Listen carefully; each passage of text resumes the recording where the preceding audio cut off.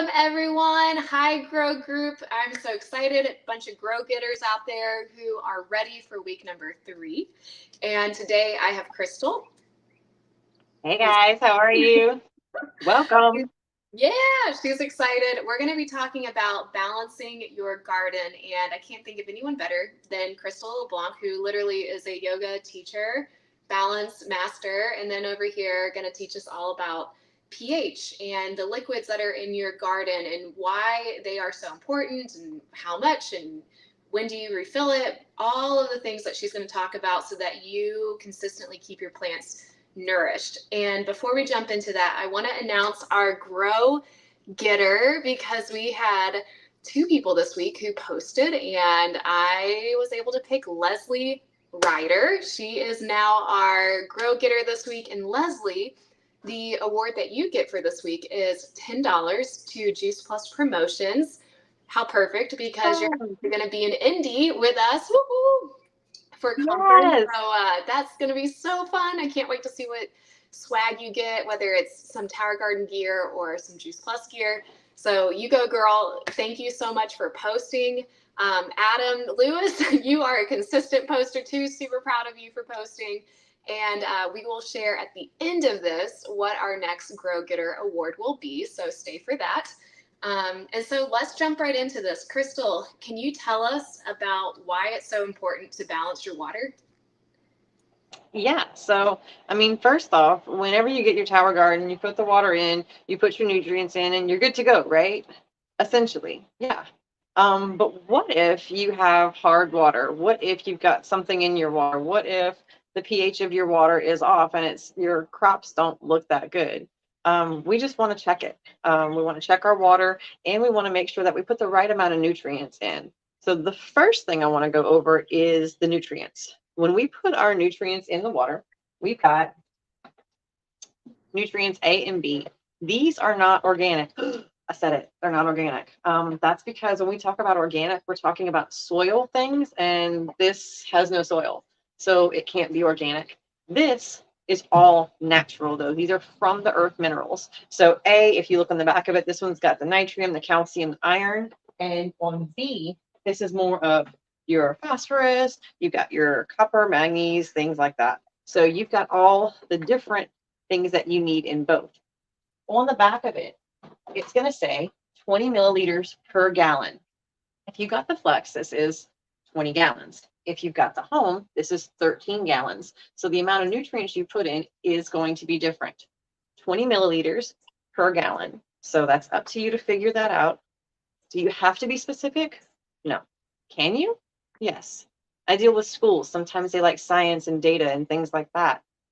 I'm not a school. I don't really care for the science and the data and the things like that. I just like to keep it simple. So when I have seedlings, what I do is I fill these up halfway and I put those in my tower. As they get bigger, I'm going to fill this up the whole way and put it in my tower. And when I say that, it's because I am filling this up when it gets about halfway. You can fill it before then. It's up to you, but I fill it when it gets about halfway. That can last you a week. That can last you a month. It depends on what you're growing and where you're growing. And we're going to talk about that in a minute. But with these nutrients, that's going to be what you mainly rely on when it comes to your crops. If they're looking good or looking bad, we're going to think to the last time we had nutrients in them and how much nutrients did we put? Did we put the right amount? Did we put too much? Maybe not. Let's think about that. So this does require a little bit of math, a little bit of something, but it's okay. We can do the little bit of math that's required. Now, if for some reason your nutrients are right and something else is off, you can test it with the pH. Now, you guys, this is again about how sciencey do you want to get. I rarely test my pH. So much so, I'm going to show you this. This is like brand new. This is not even used. So look, it's not that clean because it's never been used. Not that I washed it, I just never used it. So this is your pH reader. This is going to tell you the level of your water. And I'm going to test mine right now to show you guys. All I'm going to do is take this little container that came with. I'm going to put some water in here. Not too much, just a little bit. And then I'm going to drop some droppers of this pH tester in there. swirl it around. And you can see the color it's turning. We got some green on there. So I'm going to turn this over and you can see about where I am. So my pH is okay. My pH is a little high. It's in the 7.5, 8 range. It's a little high, but that's okay. What does that mean for you? Normally, you want your plants to be in the green. Look at these numbers in the green. Oops, sorry. These numbers in the green are where you want to stay. That's normally about where most plants are. There are some that would like it higher. Some plants like strawberries. Everybody wants to grow strawberries in their tower, right? So when it comes to strawberries, those require a higher pH. I've personally never grown strawberries, only because I didn't want to take the time to mess with all that. I read that it takes 10 strawberry plants per person to eat the amount of strawberries that you want to eat. And this is high quality real estate right here. So for me, it wasn't worth it. For you, it might be worth it. These are my only 2 towers, and the strawberries weren't worth it for me. But if you want to try and see, there are some other plants that you can grow with strawberries. That's just a Google search away. So Google is your friend. What other plants have a higher pH or require a higher pH? But like I said, normally in the green is where you want to be. And if you're there, you're good. So that's how you test the pH. Simple as that. I'm not going to put this water back into my tower. I'm just going to toss it out. So that little dye or whatever isn't in your tower. I don't even know what that is. Hydrogen. Interesting. So when it comes to balancing the water, that's how you do it. If for any reason your water is saying higher or lower, like mine was a little higher and I want to bring it down, you have the pH plus and minus. You've got acid and base here. And if you want to bring it down, you will lower it. If you need to bring it up, you will raise it. You only put about a teaspoon of these in, maybe 2 teaspoons, and then leave it alone. If you test it again and it tests wrong, just leave it alone. Let it be for 24 hours before you test it again. I got a question for you. Go So ahead. Luke and I have been debating about this. Do you test your pH before you add the minerals or after you add the minerals? So that's actually a good question, but I don't normally test my pH unless something's wrong. So I'm not testing when I'm adding minerals at all. And if something's wrong, that's when I'm testing. So I'm not always going to test my water and then add minerals or anything like that. My minerals are already going to be in the water. So with that said, I would say after. That way your minerals and everything else is in the water as it should be.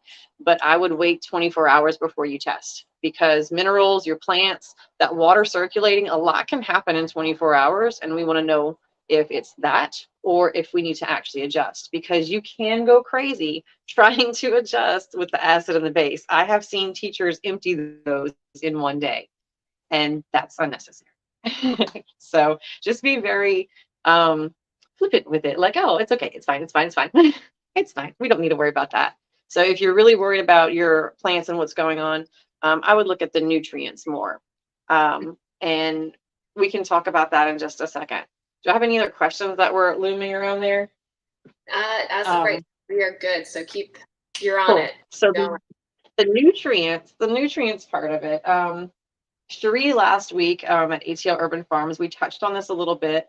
Nutrients are going to be normally under your control because it's just your 1 tower, maybe your 2 towers, and you're doing your 20 milliliters per gallon as per what the thing says. Now, what if you want to know more? Well, she put me on to this cool little thing. This is a truncheon EC meter, and Kendall's going to provide the link for this. You get this on Amazon, and it's a nutrient reader.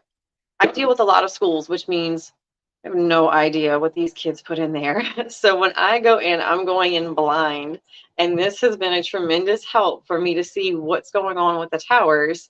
It's a little pricey. It's about $105 a piece for this little thing.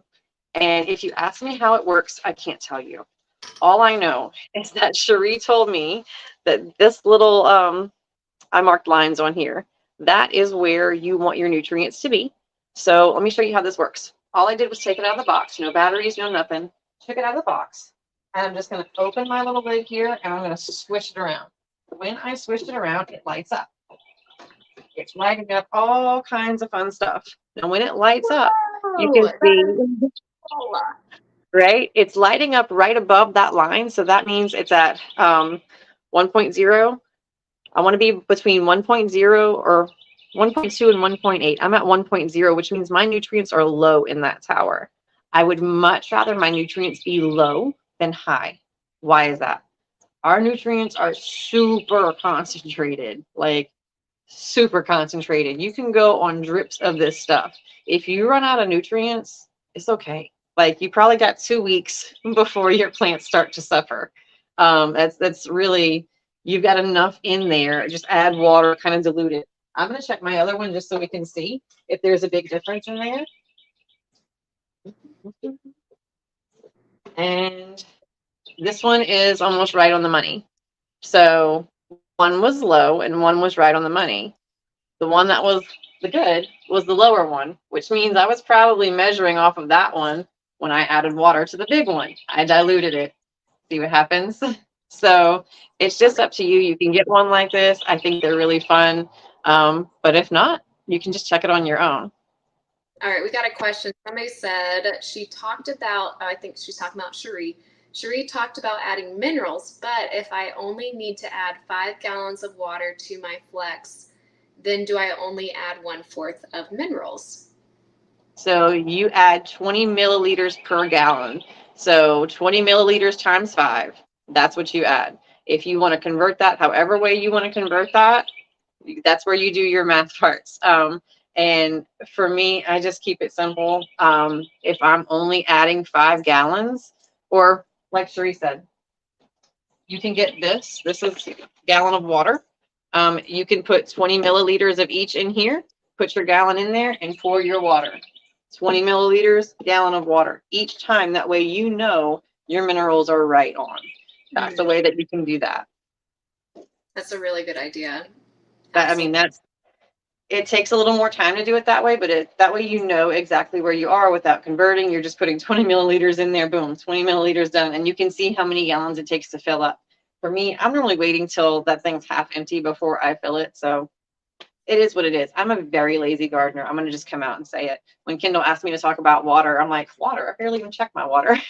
So it's really funny that that's what I'm talking about. That's like so encouraging as a gardener to realize though that you guys are in the clear. I mean, Crystal does this. She goes to school. She's always checking towers. She's the one who's calming everyone's pants down when they're all freaking out, wondering what's going wrong and what's happening. And, you know, this does not have to be complex. At all. Like really, one of the questions that I get a lot is, well, what do you do when it rains? Because these are my towers. They're outside, and right now they're under my carport because it was going to rain, and I had a video to shoot. Otherwise, they would still be out there in the rain. I just didn't want to be in the rain too. If it's gonna rain bad, like I mean, thunderstorm, horrible wind, and you just put a little baby seedling like this lettuce out there, yeah, you might want to bring it in. It's probably going to get trampled. But if you've got bigger plants out there, just leave it. They'll be fine because you know what? Plants go through this all the time, like literally all the time. They're outside, they get rained on just fine. They're getting rained on in this tower. Is it too much water?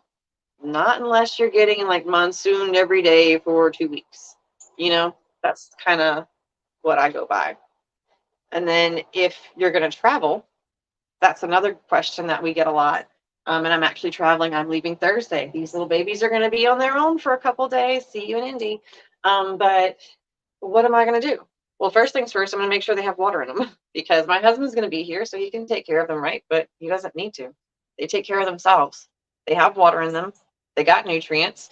If they were inside, I'd make sure my lights were on a timer. But they're not. They're outdoors. So I'm just going to leave them alone and go away. And when I come back, they're going to be bigger than they are now. So if you've got bigger plants before I leave, my number one check, and this has nothing to do with water, is check for bugs. Check for bugs, aphids, things like that. Do a travel check because you don't want to miss what you could have caught and then come back to an infestation.